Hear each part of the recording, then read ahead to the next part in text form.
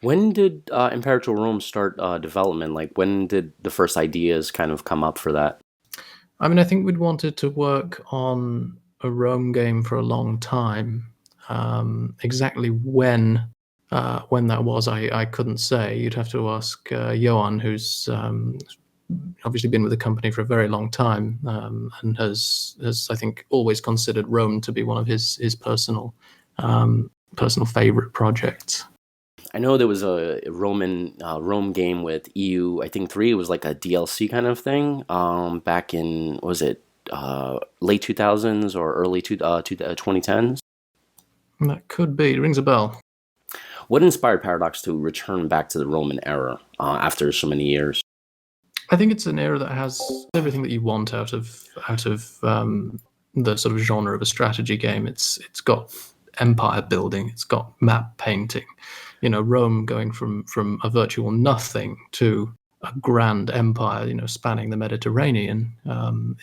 That sort of thing only happens once in recorded history, and it's got these immense stories of intrigue and sort of political infighting. You know, your Caesars and your Neros, and all sorts of people. So I think it's just got everything, and we really wanted to have another stab at that with the benefit of modern technology.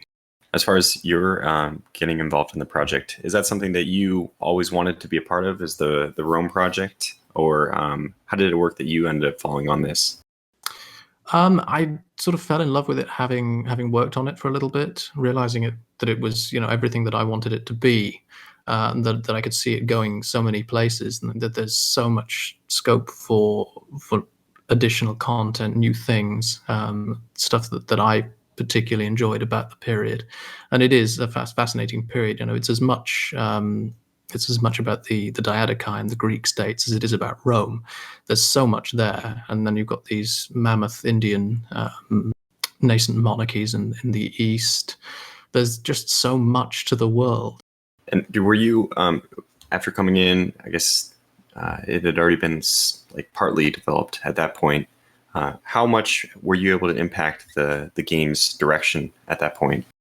Very much, I'd say. I mean, we worked a lot and very, very reactively on the product from very early days. So it was good to be able to sort of have ideas and see them take root almost immediately. Okay, that's good. Yeah, I was because for those people who are listening who may not know, Imperator Rome is it's just I would say it's very similar to CK2 or the Crusader King series, or very similar to Europa Universalis. It probably fits somewhere in the middle, Mm. I would say, because there is this emphasis on characters, which you would find more in CK, but there's also like kind of the nation aspect. You're not coring around a single person, you're coring around a nation. So in this sense, it's more like Europa Universalis.